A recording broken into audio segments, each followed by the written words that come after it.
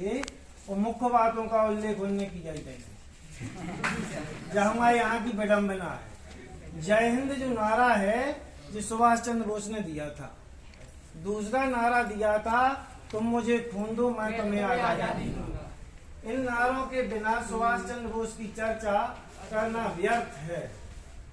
जो हमारे सरकारी सर्कुलर जितने भी आते हैं वो उन चीजों को निकाल देते हैं जो मुख्य हों। उन्होंने देश में सभी को एक क्रांति, एक अंदर उत्साह जगाने के लिए जो नारे दिए थे वो नारे क्रांति में बहुत आकर्षक रहे और बहुत प्रभावशाली रहे। तुम मुझे खून दो मैं तुम्हें आजादी दूंगा, इससे बड़ा नारा कोई अभी तक बना नहीं है।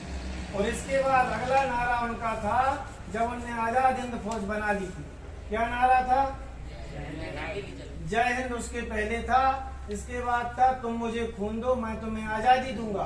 और अगला नारा क्या था? अंतिम नारा, दिल्ली चलो। पूरी फौज बना के उन्होंने कहा था दिल्ली चलो और दिल्ली पर अंग्रेजों का शासन खत्म करना है। तो ये तीन नारे जो थे उनके जीवन का सार थे। उन बराबर अभी तक कोई भी ऐसा महापुरुष या व्यक्तित्व नहीं हुआ जिसने पूरे विश्व में, भारत अकेले की चर्चा नहीं कर रहा है, पूरे विश्व में ऐसा व्यक्तित्व नहीं हुआ जो अपने देश से निकलकर विदेश जाए, वहां से 30-35 हजार लोगों की एक फौज बनाकर वो अपने देश को स्वतंत्र कराने के लिए आक्रमण कर दे। ऐसा कभी भी ऐसा व्यक्तित्व हुआ ही नहीं है। तो ऐसे अद्भुत व्यक्तित्व के लिए जो जो लिखा रहता है उसके अलावा भी तुम लोग सीखना और पढ़ना शुरू करो। जितना लिखा आता है वो बिल्कुल अपर्याप्त है, उसमें मुख्य मुख्य बातों को हटा दिया जाता है।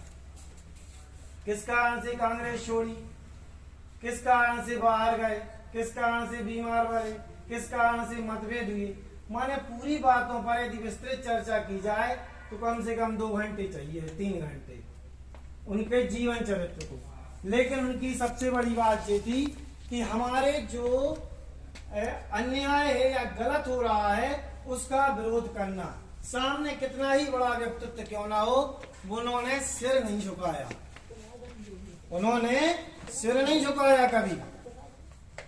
गांधी जी जैसा व्यक्तित्व जो उस समय पूरे विश्व में मान्य हो गया था, उनके समय में भी भगत सिंह की फांसी के समय जब उन्होंने विरोध नहीं किया तो वो उनके भी विरोध में चले गए और जाके उनके मतभेद हुए और मतभेद होके उन्होंने कांग्रेस को छोड़ दिया और फॉरवर्ड ब्लॉक की स्थापना की।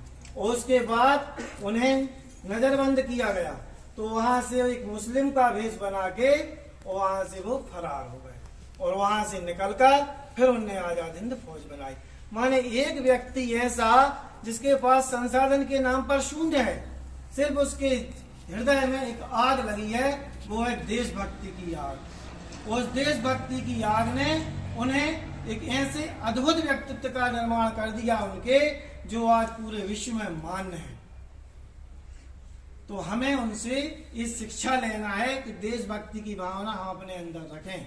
अभी एक गीत हुआ था, कदम कदम बढ़ाए जा, खुशी के गीत गाए जा, जिंदगी है कौम की तो क्या हम कौम पर लुटाने तैयार हैं?